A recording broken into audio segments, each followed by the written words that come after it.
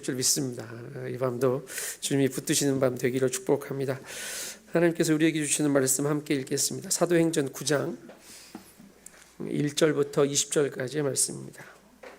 사도행전 9장 1절부터 20절까지 말씀입니다. 좀 길지만 그래도 한 절 한 절 교독하고요. 마지막 20절은 함께 읽겠습니다. 제가 1절 먼저 읽습니다. 한편 사울은 여전히 주의 제자들을 위협하며 그들을 죽일 기세로 대제사장에게 나아가 다메섹의 여러 회당들에서 보낼 공문을 요청했습니다. 거기서 그 도를 따르는 사람들을 만나기만 하면 남자와 여자를 가리지 않고 잡아다가 예루살렘으로 끌고 오기 위해서였습니다. 사울이 길을 떠나 다메섹 가까이 도착했을 때 갑자기 하늘에서 빛이 비춰 그를 둘러쌌습니다. 사울이 땅에 떨어졌습니다. 핍박하느냐 하는 음성을 들었습니다. 사울이 주여 누구십니까? 라고 묻자 나는 네가 핍박하는 예수다. 지금 일어나 시내로 들어가거라. 내가 해야 할 일을 알려줄 사람이 있을 것이다. 라고 대답하셨습니다. 사울과 함께 가던 사람들은 소리만 들리고 아무도 보이지 않아 아무 말도 못하고 멍하니 그곳에 서 있었습니다. 사울은 땅에서 일어나 눈을 떠 보았으나 아무것도 볼 수 없었습니다. 그래서 그는 같이 가던 사람들의 손에 이끌려 다메섹으로 들어갔습니다. 사울은 3일 동안 앞을 보지 못한 채 먹지도 마시지도 않았습니다. 그때 다메섹이라는 춤을 췄습니다. 일께서 환상 가운데 아나니아야 하고 부르셨습니다. 그가 예 주여라고 대답하자 주께서 아나니아에게 말씀하셨습니다. 너는 어서 곧은 길이라고 부르는 거리로 가거라. 그리고 그곳에 있는 유다의 집에서 다섯 사람 사울을 찾아라. 지금 그가 기도하고 있다.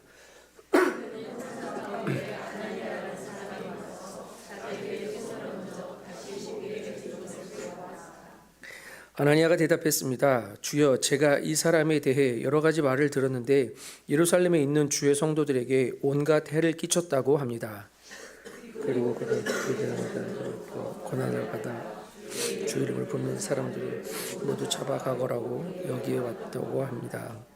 그러자 주께서 아나니아에게 이렇게 말씀하셨습니다. 가거라. 이 사람은 이방 사람들과 왕들과 이스라엘 사람들 앞에서 내 이름을 전하도록 선택한 내 도구다. 내 이름을 위해 그가 얼마나 많은 고난을 당해야 할지 내가 그에게 보여줄 것이다. 그리하여 아나니아는 그 집을 찾아 들어가 사울에게 손을 얹으며 말했습니다. 사울 형제여, 오는 길에 당신에게 나타나셨던 주 예수께서 나를 보내 당신이 다시 볼 수 있게 하시고 성령을 충만히 받도록 하셨습니다. 그러자 즉시 사울의 눈에서 비늘 같은 것이 떨어져 나가더니 그가 다시 볼 수 있게 됐습니다. 그리고 그는 일어나 세례를 받은 후 음식을 먹고 기운을 되찾았습니다. 사울은 다메섹에 있는 제자들과 며칠을 함께 지냈습니다. 함께 읽습니다. 그는 곧바로 예수가 하나님의 아들이심을 선포하기 시작했습니다. 아멘. 아멘. 2월 수요예배 주제가 체인지입니다. 변화. 혹시 지금 바꾸고 싶은 게 뭐가 있으십니까? 몸무게요. 할렐루야. 노력하시기 바랍니다. 인생을 살다 보면 바꾸고 싶은 게 가끔 생겨요. 한두 가지 바꾸고 싶은 게 있기도 하고요. 뭐 몸무게라고 말도 하셨고 얼굴도 바꾸고 싶죠. 체형도 바꾸고 싶고. 근데 이거는 운동하거나 의술의 힘을 빌리며 바꿀 수 있긴 한데요. 살아보니까 건강에 크게 문제 없으면 그냥 살아도 되겠다 이런 마음이 들기도 합니다. 뭐 휴대폰을 바꾸고 싶은 분도 계실 거고 집도 바꾸고 싶고 차도 바꾸고 싶고 직업을 바꾸고 싶은 분들도 계실 거예요. 이건 바꿀 수 있어요. 바꿀 수 있고 이걸 바꿨을 때 오는 효용감이 깨달아 알아지긴 합니다. 그런데 이 효용감이 오래 가지는 않더라고요. 혹시 자식 바꾸고 싶거나 남편 바꾸고 싶은 분 안 계십니까? 쳐다보지 마세요. 빨리. 간절했던 것 같은데 가장 바꾸고 싶은 리스트에 자식, 남편, 배우자 바꾸고 싶은 마음들이 가끔 들어요. 근데 아시겠지만 안 바뀝니다. 절대 안 바뀝니다. 이번에 복음반에서 3040들 모여 있을 때 옆에 있는 분 쳐다보고 이야기하라고. 지독히도 안 바뀌시네요. 절대 안 바뀔 겁니다 라고 말했는데 안 바뀝니다. 진짜 안 바뀝니다. 절망스럽지 않습니까? 그런데 하나님이 바꾸십니다. 할렐루야. 아멘 똑바로 하셔야 됩니다. 하나님이 바꾸십니다. 아멘. 나를, 그 사람을 바꾸는 게 아니고 나를, 내 자식을 바꾸는 게 아니고 나를 바꾸시더라고요. 대부분 우리는 나를 중심에다 놓고 다른 것을 바꾸고 싶어 합니다. 이게 우리 마음이죠. 저도 그렇습니다. 그렇게 바꾸어 보기도 해요. 나는 가만히 놔두고 다른 것을 막 바꿔 보기도 합니다. 지나면 또 익숙해지면 또 불만족스러워지기 시작하죠. 그래서 또 다른 걸 바꿔보고 다른 걸 바꿔보고 계속 바꾸는데 해결이 안 될 때가 많습니다. 왜 그럴까요? 다른 것은 잘 바꾸는데 내가 지독히도 안 바뀌고 남아 있어서 생기는 문제들 때문입니다. 여러분, 오늘 우리가 읽은 본문은 예수님 만나고 보지 못하게 되어버린 사람의 이야기입니다. 다행히 보지 못하게 되었는데 아나니아를 통해서 다시 보게 되는 사울의 이야기죠. 이런 변화는 별로 원치 않지 않습니까? 못 보게 되는 거 불편하잖아요. 이런 건 원치 않습니다. 우리가 라식 하신 분 계세요? 라섹 한동안 유행했었는데 요즘도 하시나 모르겠는데 백내장, 녹내장 수술을 하신 분들은 가끔 만납니다. 어르신들 그런 말씀하세요. 우와, 딴 세상이라고. 새 세상이 된 것 같다고 이런 말씀하시는 거 듣습니다. 좋아졌기 때문이죠. 시력이 좋아진 거예요. 결혼하고 신혼 초에 아내가 라식 수술을 했습니다. 새 세상이 됐다고 막 자랑을 하더라고요. 내 돈으로 해놓고. 근데 같이 한 거죠. 제 돈으로 한 게 아니고. 말 잘해야 됩니다. 오래 살려면. 근데 저도 하고 싶었어요. 저도 하고 싶었는데 못한 이유가 있습니다. 안경을 벗으면 너무 날카로워 보이고 눈이 너무 작거든요, 제가. 그래서 안경으로라도 가려야 사람이 좀 있어 보인다. 너는 라식을 하지 말고 그냥 사는 게 낫겠다라는 판단이 들어서 수술하는 거 포기했습니다. 그리고 안경을 계속 쓰고 다니죠. 안경은 더 잘 보게 해줍니다. 나이가 드니까 노안이 또 와서 다초점 렌즈를 끼워야 하는 불편함이 있고 오래 책을 보거나 컴퓨터 작업을 하면 안경을 바꿔 써야 하는 그런 불편함들이 계속 따라다닙니다. 수술을 하거나 안경을 끼면 시력이 좋아지고요. 잘 보입니다. 근데 이것 말고도 잘 볼 수 있는 방법이 또 하나 있습니다. 그게 뭐냐면 조금 다른 측면의 이야기이긴 하지만 시선을 바꾸는 겁니다. 다른 각도에서, 다른 방법으로, 다른 관점에서 보면 제대로 볼 수 있습니다. 예수님이 왜 사울의 눈을 멀게 하셨을까요? 귀를 닫으셨을 수도 있고 야곱의 환도뼈를 쳤듯이 못 걷게 하셨을 수도 있을 텐데 굳이 왜 못 보게 하셨을까요? 사울의 삶의 변화 중에 어쩜 주님은 그의 시선의 변화를 가장 원하고 계셨기 때문일지도 모릅니다. 오늘 사도행전 9장 본문 말씀은 지난 여름에 호말코 아우니치 때 이 1절부터 20절까지 말씀을 쪼개서 개회 예배와 폐회 예배 말씀으로 설교했던 적이 있습니다. 근데 그때는 선교적인 시선에 대한 이야기로 말씀을 나누었는데 오늘은 우리의 삶의 이야기로, 우리의 신앙의 이야기로 우리의 눈을 다시 뜨고 다시 보는 이야기로 묵상해 보려고 합니다. 우리가 아는 바울의 이야기죠. 그의 옛날 이름이 사울이었습니다. 그 청년의 이야기입니다. 그의 나이는 20대에서 40대 정도 중반일 거라, 그 사이일 거라고 추정이 되어집니다.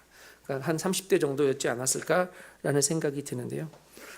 하나님을 아는 사람이었습니다. 열심히 특심인 사람이었죠. 그런데 그는 하나님의 마음이 궁금하기보다 자기의 노력의 결과가 중요했던 사람이었습니다. 그래서 하나님을 바로 보지 못했던 사람이었을 것입니다. 그 사울이 다메섹으로 가는 길에서 강력한 빛을 통해 예수님을 만납니다. 그의 삶이 송두리째 변화되어지는 날이 오늘 이 사건의 기록입니다. 사울은 바울이 되고 나서도 이 이야기를, 이 간증을 계속합니다. 누가가 물론 기록하긴 했지만 사도행전에 바울의 간증이 3번이나 기록되어져 있습니다. 똑같은 이야기를 계속합니다. 나 이렇게 예수님 만났다고. 얼마나 놀라운 사건이었으면 가는 데마다 이 이야기를 했겠습니까? 그를 변화시킨 가장 강력한 변화의 사건이었고요. 이 사건을 통해 하나님은 열방을 변화시키는 하나님의 새로운 한 수가 놓여지는 사건이기도 했습니다. 여러분, 우리의 삶에도 예수님을 바울처럼 사울처럼 이렇게 강력하게 만난 기억과 경험이 있으십니까?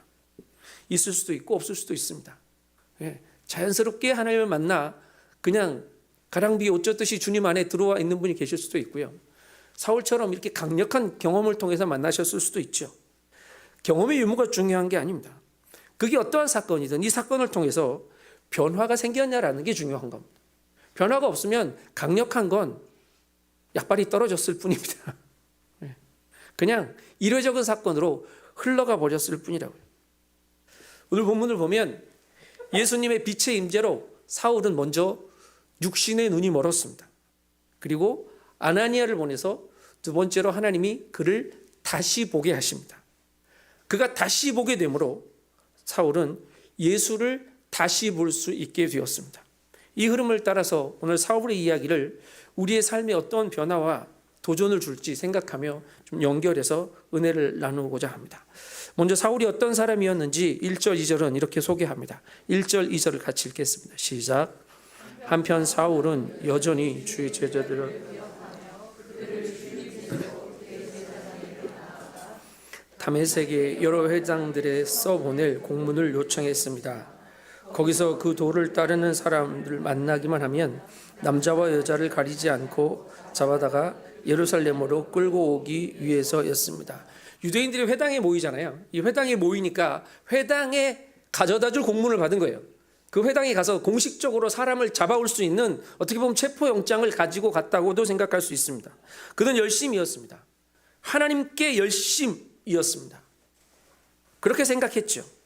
그런데 그의 열심은 어디에 집중되었냐면 예수를 따르는 사람들을 잡아들이는 데 열심이었습니다. 거기에 집중되어 있었죠. 유대교의 열심과 율법을 지켜 이루려는 바리새인으로서의 의가 그에게는 매우 중요한 가치였습니다. 그의 삶의 습관들이 하나님의 뜻과 상관없는 수고로 하나님을 향한 열심인 것처럼 드러나고 있죠. 율법의 프레임에 갇혀 있는 이 사울에게는 예수는 나무에 달려 죽은 저주받은 사람일 뿐이었습니다. 여러분, 나무에 달려 저주받은 자가 하나님의 아들이 된다는 건 신성모독의 이야기입니다. 말이 안 되는 거예요. 그가 알고 있는 율법상으로 나무에 달려 죽은 저주받은 자가 어떻게 하나님이 될 수 있냐라는 겁니다. 받아들여지지 않습니다. 십자가의 사건에 대한 영적 해석이나 하나님의 사랑에 대한 궁금함은 없습니다. 왜냐하면 이미 알고 있는 지식이 가득하기 때문입니다. 구속의 은혜가 그에게 받아들여지지 않습니다. 이미 들었을지도 모르는 베드로 사도의 설교, 어쩌면 순교의 현장에서 하늘문이 열며 돌이 맞아 죽어가면서까지 설교했던 스데반의 그 놀라운 설교도 사울의 귀에는 귓등으로밖에 안 들리는 아무런 은혜가 되지 않는 이야기였을 뿐입니다. 사울은 스데반이 죽던 자리에 맨 앞에 서 있던 사람이었습니다. 증인들이 옷을 벗어서 사울 앞에 놓았다라고 이야기하거든요. 이게 뭘 이야기하냐면 사울이 스데반 사형의 집행관이었을 가능성이 크다는 얘기입니다. 그냥 구경하고 있었던 사람이 아니고 맨 앞자리에서 돌을 집어 던지게끔 사형을 집행했던 집행관일 수 있다는 말입니다. 자신의 의만을 위해서 하는 인생은 은혜를 보지 못합니다. 자신의 열심 안에 갇혀 있기 때문이죠. 사울의 이야기가 남의 이야기였으면 좋겠습니다. 제 이야기는 아니었으면 좋겠습니다. 나도, 우리도 사울과 같이 하나님을 알고 예수님도 알지만 내가 중요하게 여기는 것들을 위해서만 충성을 다하고 열심을 다하진 않냐는 겁니다. 그러면 은혜가 안 보입니다. 예수를 믿는다고 하지만 그냥 살아왔던 방법대로, 내 열심대로, 내 방법대로 여전히 하나님과 상관없는 삶을 살게 되는 거죠. 돈이 중심이 되면 돈이 내 눈을 가려 예수를 못 보게 합니다. 명예를 중요시하고 살면 자리가 예수를 못 보게 만듭니다. 성공이 중요하면 성공이 예수를 못 보게 만들고요. 인정이 중요하면 내 모습 드러내게 하느라고 예수를 볼 겨를이 없습니다. 여러분, 나만 아는 우상이 있어요. 지금 예를 네 가지만 들었을 뿐인데 저는 저만 아는 저의 우상이 있고 여러분은 여러분만 아는 여러분의 우상이 있습니다. 이걸 지금 인정하셔야 됩니다. 여러분 속으로. 이걸 인정하고 다음으로 넘어가야 오늘 말씀이 들리기 시작할 겁니다. 나와 상관없는 이야기가 되면 그냥 지금 일어나서 집에 가셔도 돼요. 사울이 열심을 다했습니다. 예루살렘에서 공문서를 받아서 다메섹까지 가는 그 열심은 보통 열심이 아닙니다, 여러분. 4절과 5절 말씀을 읽어보겠습니다. 예수님이 이렇게 평가하십니다. 4절 5절입니다. 시작. 사울이 땅에 쓰러졌습니다. 그때 그는 사울아 사울아 네가 왜 나를 핍박하느냐 하는 음성을 들었습니다. 사울이 주여 누구십니까? 라고 묻자 나는 네가 핍박하는 예수다. 왜 나를 핍박하느냐? 예수님이 사울에게 물으십니다. 사울이 놀라워서 그 음성에 주여라고 반응해요. 여러분, 아무한테나 주여라고 하는 거 아니잖아요. 그 들려오는 음성의 권위를 사울이 깨닫기 시작한 겁니다. 이거 뭐지? 보통 음성이 아닌데 하나님이신가? 두려워 주여라고 반응한 거예요.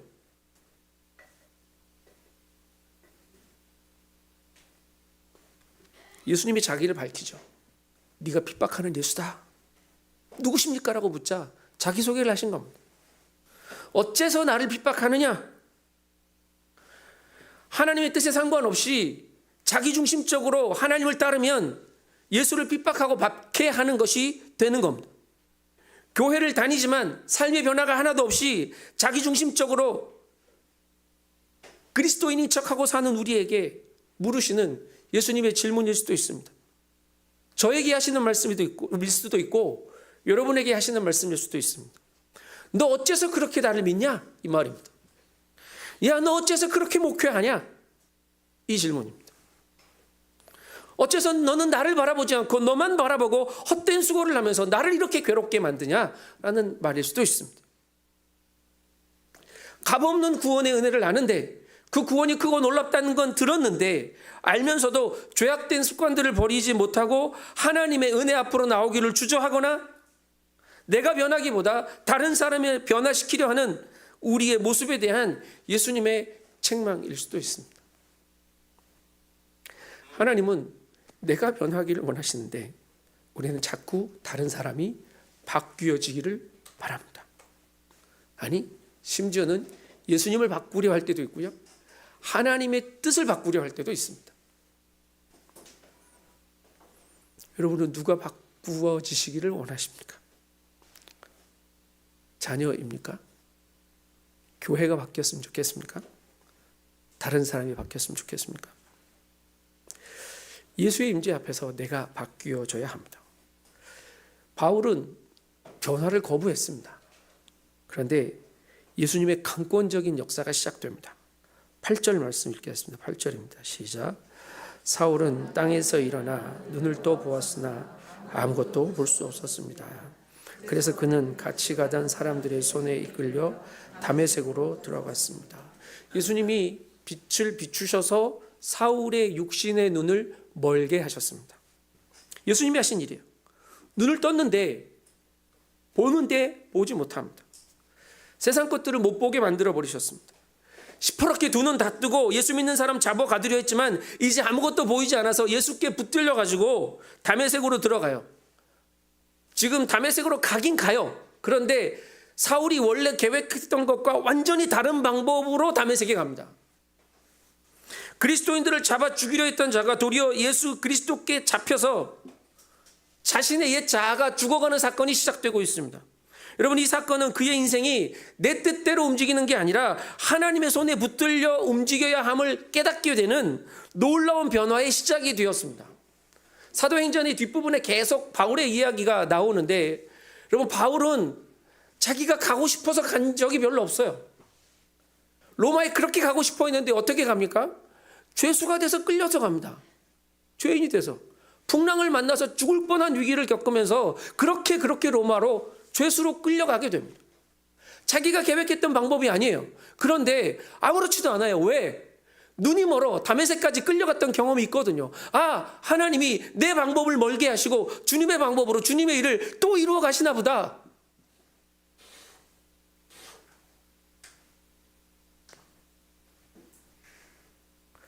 오순절에 성령 강림이 공동체에게 임하셨던 사건이라면 오늘 다메섹으로 가는 길에 이 빛에 임한 사건은 사울이라는 한 개인에게 임한 하나님의 사건, 성령의 사건, 예수의 사건이었습니다. 하나님이 강권적으로 역사하신 장면이라고요. 그냥 얻어 걸린 이야기가 아닙니다. 3절 4절을 다시 보면 사울이 길을 떠나 다메섹 가까이 도착했을 때 갑자기 하늘에서 빛이 비춰 그를 둘러쌌는데 그래서 사울이 땅에 쓰러졌거든요. 그때 그는 사울아 사울아 네가 왜 나를 핍박하느냐 하는 음성을 듣게 됩니다. 뭐라고 불러요? 사울아 사울아 불러요. 여러분 예수님이 사울의 이름을 2번이나 부른다고요. 그냥 랜덤한 다메섹으로 가던 사람 중에 아무나 걸렸으면 사울아 사울아 이렇게 2번 안 불렀을 겁니다. 2번을 불렀다는 말은 예수님이 사울을 잘 안다는 이야기입니다. 내가 너를 안다라는 부름이에요. 주님이 나를 부르실 때 제정아 이렇게 한번 안 부르고 제정아 제정아 이렇게 부르면 급하신 것 같기도 하지만 나를 잘 아신다는 말입니다. 주님이 사울을 아십니다. 아니 주님은 나를 아시고 우리를 아십니다. 핍박자였고 박해자였고 폭행자였던 사울을 바울로 부르시는 주님은 죄인이고 연약하고 흠많은 나도 아십니다. 그리고 부르셔요. 제정아 제정아. 그리고 주의 임재 앞에 엎드려진 우리의 삶에 말씀하십니다. 사울은 그 빛의 임재 아래 엎드려진 거죠. 엎드려질 때 들리는 소리가 있습니다. 여러분 우리가 주의 임재 앞에 성령의 임재 앞에 엎드림이 있게 되기를 바랍니다. 하나님의 존재 앞에 엎드려지고요. 고개조차 들 수 없을 때 아무것도 할 수 없을 때 들리는 소리가 있습니다. 그때 깨달아 알아지는 하나님의 마음이 있다고요. 그렇게 예수님의 음성을 들은 사울은 예수의 손에 이끌려 다메섹으로 들어갑니다. 사흘 동안 아무것도 할 수 없었다고 성경은 기록합니다. 9절 말씀 읽겠습니다. 시작. 사울은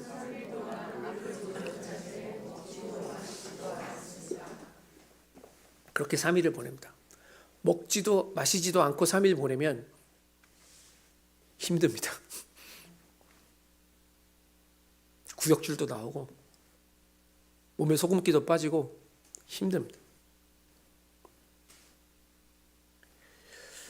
아니 지금 사울은요 금식하고 있는 게 아니고요 먹을 수 없는 상황입니다. 입에 아무것도 안 들어가는 거예요.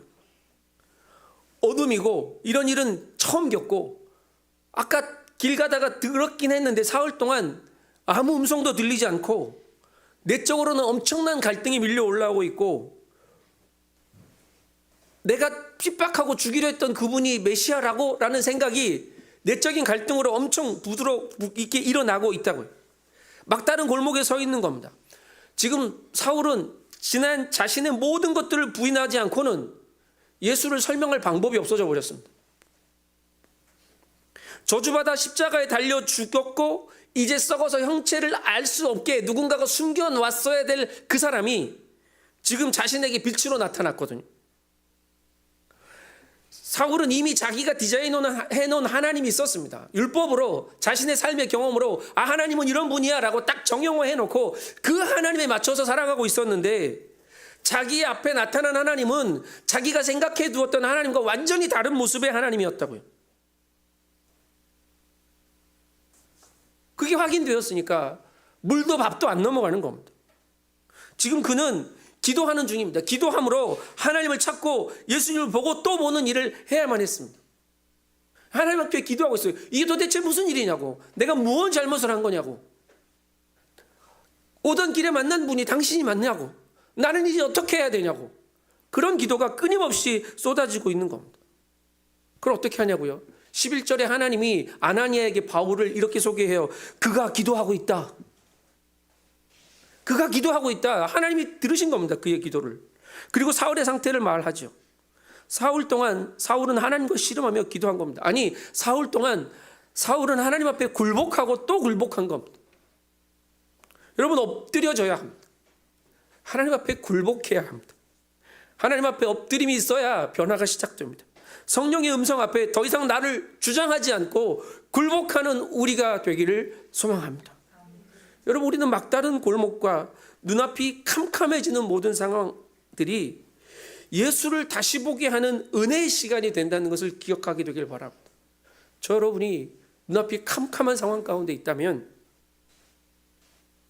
막다른 골목에 서 있는 것 같다면 예수님을 다시 보는 은혜가 우리가 엎드릴 때에 임하게 될 줄로 믿습니다.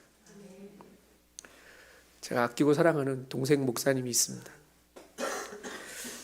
얼마 전에 되게 어려운 상황 중에 있다는 이야기를 들었습니다. 근데 요즘 그 친구가 쓰는 글들을 가끔 접하게 되는데 설교를 못하게 되니까 글로 쓰는 건지 모르겠지만 글을 읽는데 은혜가 넘칩니다. 아마 주님을 깊이 만나고 있는 시간인 것 같아요. 그래서 생각했습니다. 아, 목사는 고난을 만나면 설교가 깊어지는구나. 네. 그렇다고 저도 고난을 맞이하고 싶진 않습니다. 별로 원하지 않습니다. 설교가 안 깊어지고 말지 고난을 그런 거 원하지 않습니다. 여러분, 들리는 말씀으로 한 주에 한 번 나를 만족시킨다든지 아니면 나를 위로하는 수단 정도로 예배를 가볍게 여기지 않게 되기를 바랍니다.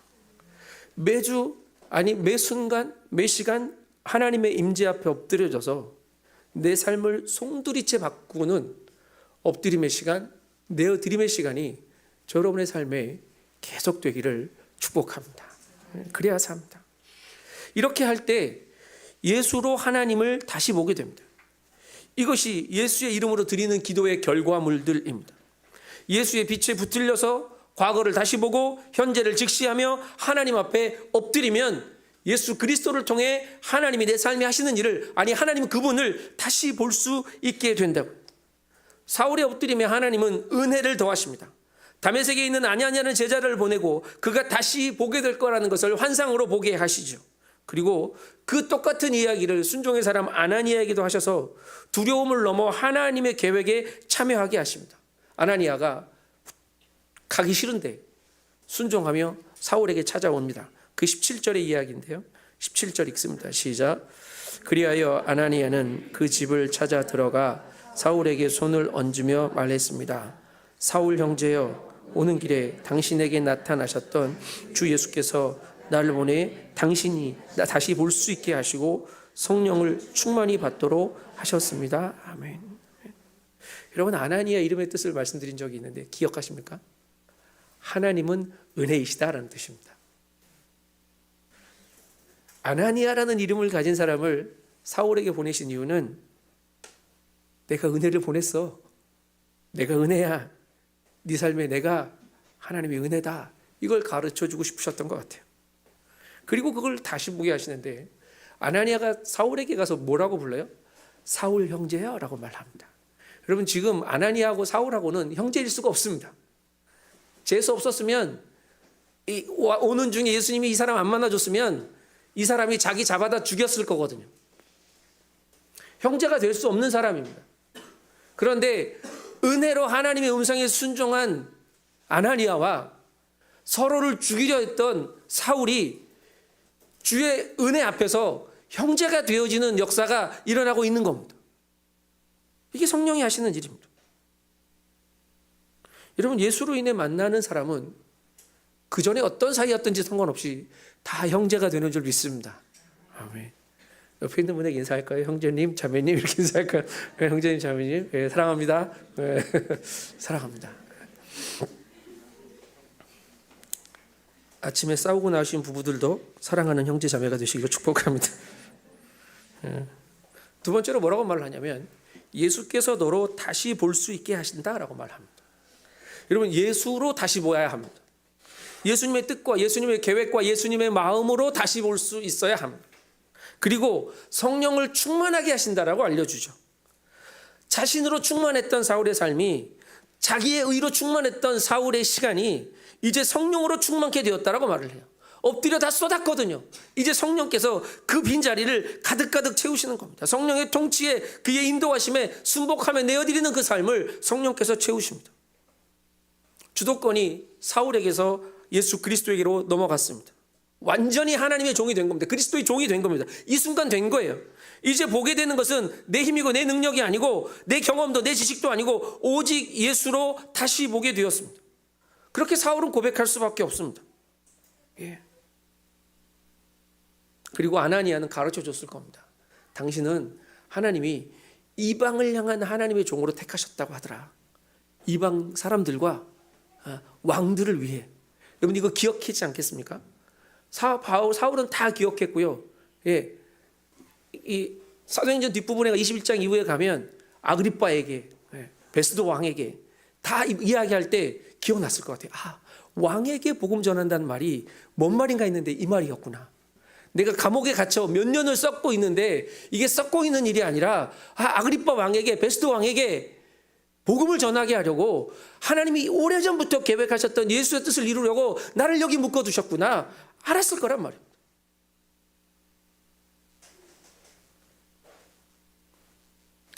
이제 사울의 눈에서 비늘이 벗겨집니다. 다시 보게 되죠. 그의 삶의 방향이 바뀌어집니다. 18절 말씀 읽어보겠습니다. 시작. 그러자 즉시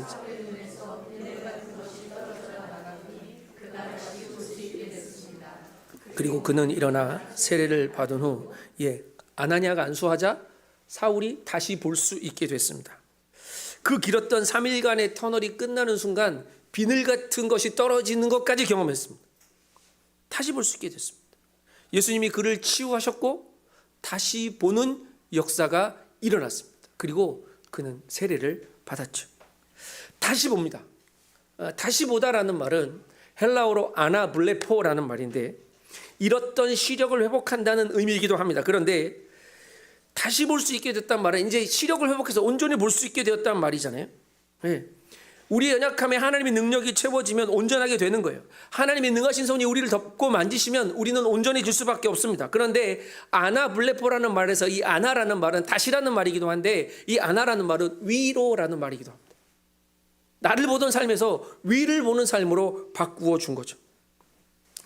달리 본다, 다르게 본다라고도 해석할 수 있습니다. 뭘 보는 거예요? 이제 하나님을 보는 겁니다. 어떻게 보는 거예요? 예수로 보는 겁니다.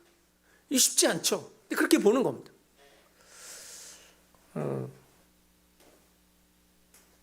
제가 저희 딸이 약실이라는 얘기를 했던가요? 저희 딸이 초등학교 때 심한 약실이라는 것을 나중에 알게 됐습니다. 한쪽 눈이 오래돼가지고 어쪽 눈이었는지도 기억도 안 나는데 한쪽 눈이 거의 시력이 거의 없는? 근데 몰랐어요. 애가 계속 책을 이렇게 보길래 그러지 말라고 야단쳤지 몰랐는데 나중에 이렇게 보니까 학교에서 시력 검사를 하니까 이 눈은 정상인데 이 눈은 거의 시력이 없는 거죠. 놀래가지고 이제 병원을 유명하다는 안과를 찾아가지고 소개를 받아서 갔더니 치료를 하는데 어떻게 하는 줄 아십니까? 잘 보이는 눈을 가려버립니다. 그리고 안 보이는 눈으로만 생활을 하게 만들어줍니다. 도수가 높은 안경을 씌워주긴 하는데 얘는 워낙 시력이 안 좋기 때문에 이걸 가려버리면 거의 안 보이는 거예요. 얼마나 불편하겠어요. 초등학생인데 그걸 2년 넘게 치료했어요. 그러니까 잘 보이는 눈을 이제까지 보고 살았던 눈을 가리고 약해져 있던 못 보던 눈을 다시 움직이게 해서 이 두 눈의 시력이 점점 같아지게 하는 겁니다. 네. 치료가 되더라고요. 그렇게.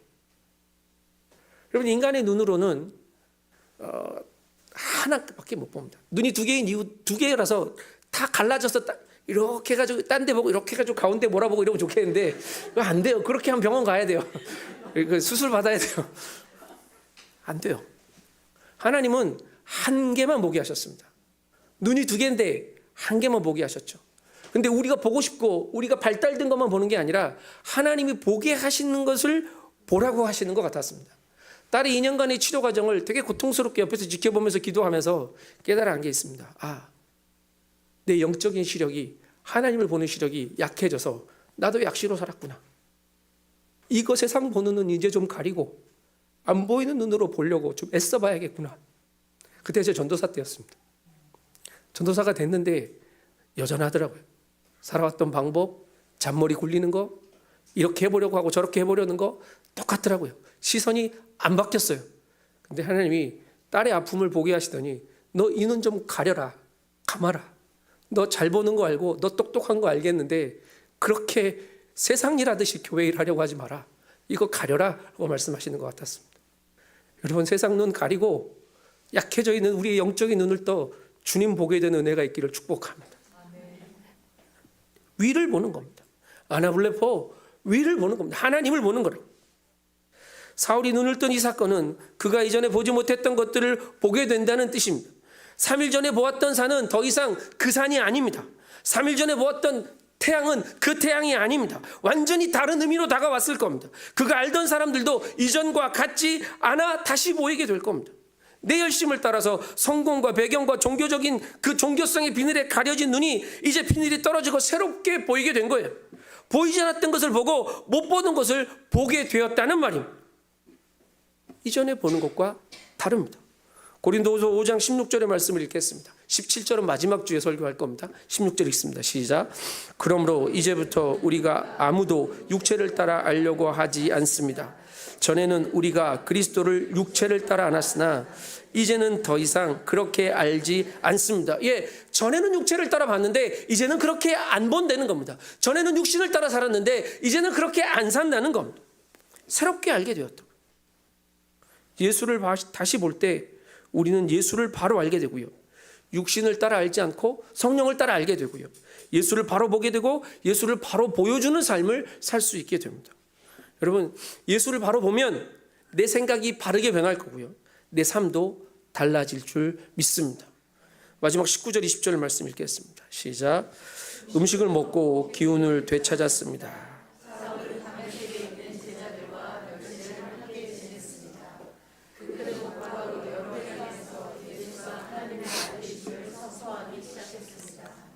아멘. 먹고 기운 차렸습니다. 이게 뭔 일인가 하고 좌절이 있지 않고요. 다시 보게 되었으니까 다시 살기 위해 또 힘을 내는 겁니다. 여러분, 다시 보게 된 사람은 더 이상 주저앉아 식음을 전폐하고 후회할 것이 아니라 기운을 차리고 새롭게 허락하신 삶의 자리로 나아가야 합니다. 예수를 바로 보면 삶이 바르게 된다고요. 예수로 삶을 살 수 있게 되었기 때문이에요. 예수로 삶을 시작했다면 더 이상 주저앉거나 뒷걸음질 필요가 없습니다. 여러분, 로뎀나무 아래서 예수님이 그를 다시 살리시고 막 떡과 물을 먹이시고 기운 내봐라 했던 엘리야의 사건을 기억하시잖아요. 그 기운 내고 그는 앉아있지 않고 호렙으로 갔습니다. 어떻게? 40주야를 쉬지 않고 갔습니다.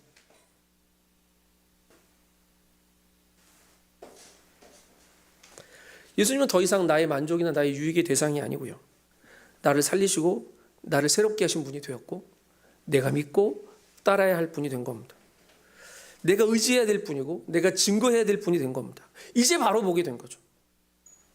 삶의 방향과 살아가는 방법이 예수 때문에 바뀌었습니다. 사랑하는 여러분,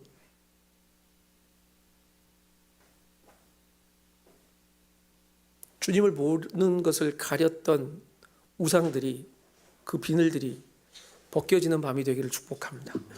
네. 여러분, 우리는 내가 보지 못한다는 사실조차도 모릅니다. 그거 알면 이루고 살겠습니까? 모릅니다. 정말 모릅니다.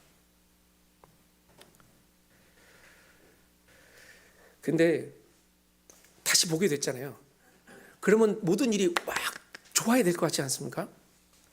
근데 사도행전 9장 20절까지 읽었는데 집에 가서 뒷부분을 한번 읽어보십시오. 그 일이 끝나고 먹고 힘내서 다메섹에 가서 예수가 그리스도라는 걸 선포하기까지는 했습니다. 그러면 와, 사람들이 반겨줘야 하는데 안 그럽니다.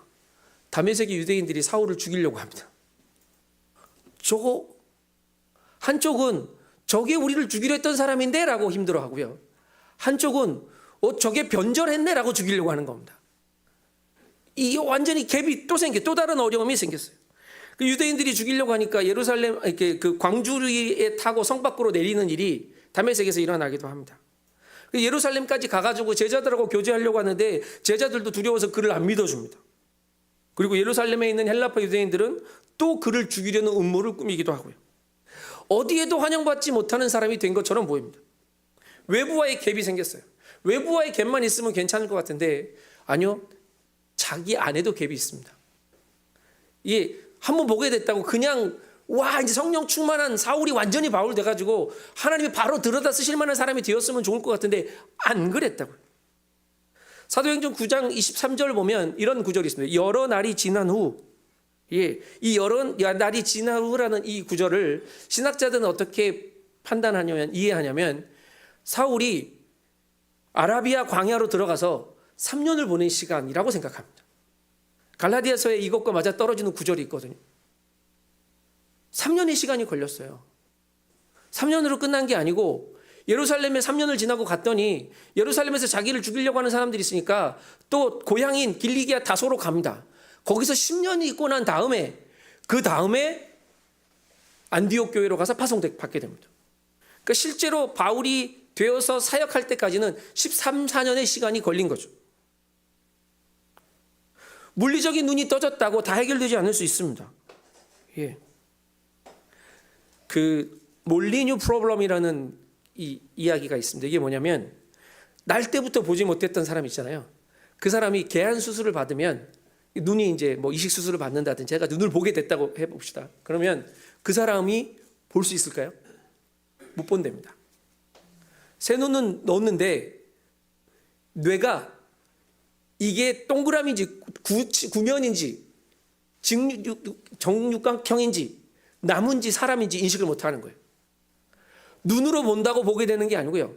눈으로 보는 걸 뇌가 인식할 때까지 시간이 필요하다는 거예요. 이걸 몰리뉴 프로블럼이라고 합니다. 이 기가 막힌 게 예수님이 고치신 사건에도 있거든요. 침을 뱉어서 눈을 발랐는데 보이냐 그랬더니 나무가 왔다 갔다 하는 게 보입니다. 그렇게 말하거든요. 진짜인가 봐요. 그 사람이 날 때부터 못 보던 사람이었거든요.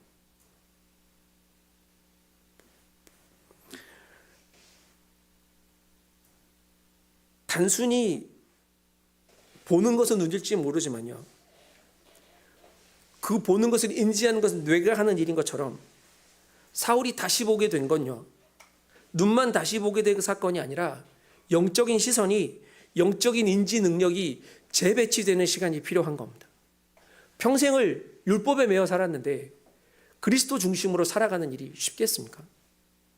여러분 우리에게도 구원받은 이후에 이 영적인 갭을 줄여가는 인지의 갭을 줄여가는 시간이 어쩌면 필요한지 모르겠습니다. 이 시간을 너무 소홀하게 여겨서 나 본다라고 다 보는 것처럼 판단하고 살아왔는지도 모르겠습니다. 13년 걸렸다고요. 세상은 아는 만큼 보인다고 말합니다. 그런데 그리스도인은 엎드린 만큼 보입니다. 주님 앞에 엎드린 만큼 주님을 알게 되기 때문입니다. 이제 엎드려서 나의 세상을 향한 눈을 멀게 하신 주님의 뜻을 헤아려 보기를 바랍니다. 나만 보던 시선을 주를 향해 돌이킵시다. 그리고 예수를 통해 모든 것을 다시 보게 되기를 축복합니다. 내 안경 벗어야 합니다. 몇 주 전에도 말씀드렸죠. 내 안경 벗고 주님 발 앞에 그거 다 내려놓고 남은 빈을 벗겨달라고 기도합시다. 주님, 내 눈의 빈을 벗겨주십시오.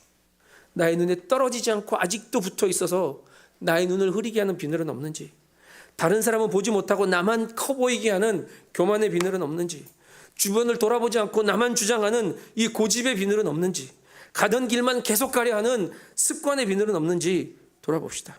그래서 오늘 그리고 매일 주님을 위해 변화의 사람으로 새로운 피조물로 다시 보게 되는 은혜의 사울, 은혜의 바울들 되시기를 주님의 이름으로 축복합니다.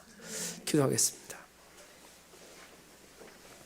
주님, 내 눈을 열어서 주님을 다시 보게 하여 주시옵소서. 나의 모든 시선이 새로워지게 하셔서 내 우상이 주님을 가리지 않고 내 욕심이 주님을 밀어내지 않고 오직 주님의 뜻이, 주님의 나라가, 주님의 은혜가 내 삶에 임하는 것을 보게 하시고 알게 하시고 살게 하여 주시옵소서. 감사를 드리며 예수님의 이름으로 기도합니다. 아멘.